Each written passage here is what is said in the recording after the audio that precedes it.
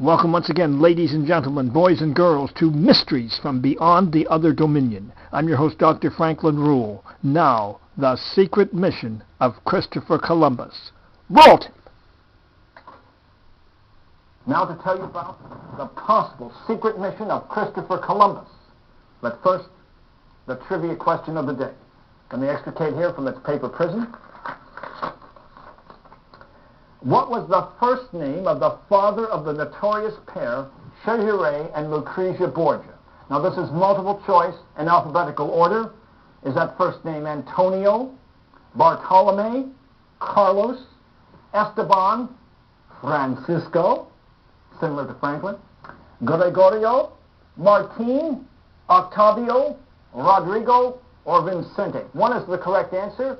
If you have the correct answer, your prize is one pat on the back that you'll have to administer to yourself. If you want $1 million, call Regis Building. But please, please do not call us. We don't have any operators to take your calls, and if we did, we still could not afford prizes. I'll take a sip of water and be back momentarily with that correct answer.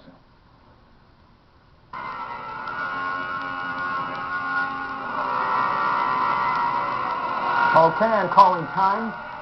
And let's take a look at the 10 possible first names for the father of the Borgias. Again, they're Antonio, Bartolome, Carlos, Esteban, Francisco, Gregorio, Martin, Octavio, Rodrigo, and Vincente. I'm going to give you one of those wimp lines.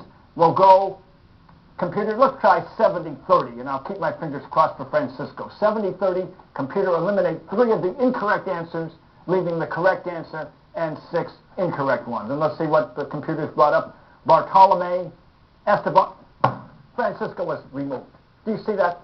Every time any form of my name was in English, French, Spanish, the name of a country, whatever, Franklin or Francisco is always eliminated. You know how depressed that makes me? Anyway, we have Bartolome, Esteban, Gregorio, Martin, Octavio, Rodrigo, and Vincente as the possible first names of the father of the Borgias. Feel like just throwing this out right now, but I'll give you another lifeline. We'll ask our vast audience. Computer, please pull them and post the results. What do we have here? Bartolome, 14%. Esteban, 14%. Francisco, 2%. In the past, when I missed out on the first cut, at least you'd give me a big vote at this stage. You didn't even give me a big vote here. I got 2%. Everyone else got 14%. Look at that. Gregorio, Martin, Octavio, Rodrigo, and Vincente. At least you could have shown some support. What's happened? Well, this is the last time we use these wimp lines. That's it. I'll give you one more here. We'll phone one of your friends. We have them on the line, and what's the answer? Carmelita. First of all, Carmelita wasn't on the original list. Secondly, Carmelita is a girl's name. Thanks for nothing, shad brain. And now it's up to you. And I ask, is that your final answer, Octavio?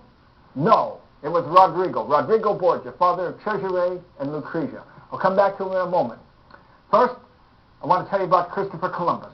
There's been discovered in the tomb at the Vatican of Pope Innocent VIII an inscription on his tomb that reads, among the achievements of his pontificate, the glory of the discovery of the New World.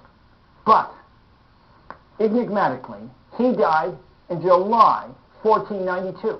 3 full months before Columbus's celebrated discovery. So one theory is that there was an earlier voyage to the New World by Columbus. And for some reason, even though Pope Innocent was closely linked to the Medicis, Italy did not colonize the New World. Now, is there any other evidence for this? Yes. Admiral Perry Reyes was a Turkish seaman who went around the world collecting maps and also drawing them up from what he was given. He once captured a man who claimed to have been the pilot of Columbus on all of his voyages to the New World, including a secret voyage in 1485 that he conducted for Pope Innocent VIII. And let me show you that map. This Perry Reyes map is very well known. It shows Africa, North and South America, and even Antarctica. It supposedly was drawn up in 1513. And an annotation on the side in Arabic indicates that the New World was discovered by the infidel from Genoa, i.e. Christopher Columbus, in the Arabic year of 890, which corresponds to our calendar of 1485, 7 years before the 1492 discovery.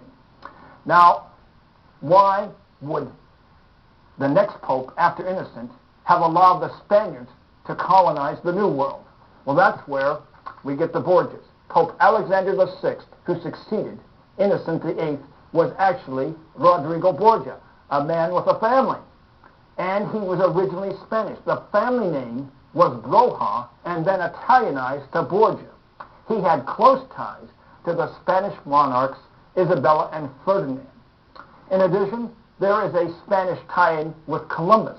As I previously mentioned, there is strong evidence to suggest that he was originally a man named Juan de Viana, a Spanish Jew who had changed his name for two reasons. First, the family of his late wife was trying to kill him, and the Spanish Inquisition under the Grand Inquisitor Tomás de Torquemada was beginning.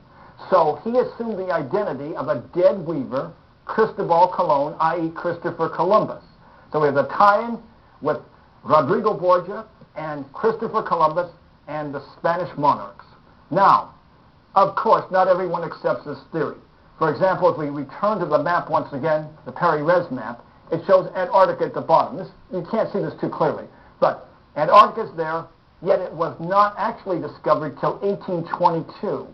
That is over 300 years after this map was supposedly drawn up. This map, by the way, was not recovered until 1929, found in a drawer in the Topkapi Museum in Constantinople in Turkey. And some suggest that this is a fabrication. It was not created by Admiral Peri-Rez, but someone many centuries later who knew about Antarctica.